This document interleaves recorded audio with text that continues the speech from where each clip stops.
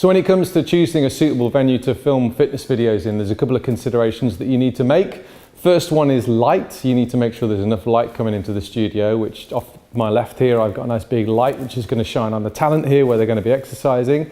Second consideration for light is also to think about the light coming into the building. So over here to my right, we've got a big open window, and we've specifically chosen this location because when we start filming each day, the light isn't going to come directly through the window and cause a bit of a problem with the cameras flaring or with light silhouetting the talent in place as well. We know that when we start filming, the sun's going to actually shift around to the side of the building, so there's going to be less glare coming through the windows here. And we've actually blocked out another window here with a curtain, which will help us to control the light that comes in through the side of the building as the sun rotates around during the course of the day.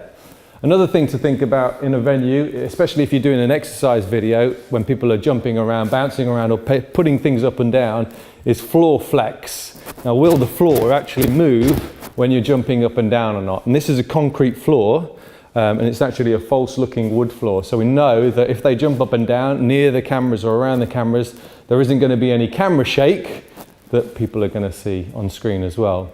Another consideration to make is sound. This room is relatively small but quite hard surfaced. We've got brick walls, we've got an open roof with plasterboard on it, so we do get a bit of reverberation as well. So we need to be careful with the way that we capture the mic audio from the talent.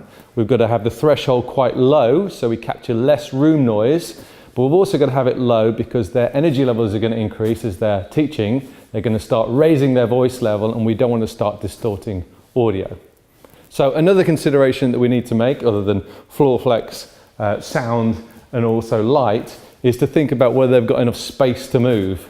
Obviously, if they're going to be moving left and right or lifting things above their head, they're going to make sure they're not going to actually touch the ceiling with a Swiss ball over their head, or they've got enough room to put their equipment down to access easily in order to run around. So when it comes to picking locations for shooting fitness videos, you have to think about a fair few things in order to pick the right place.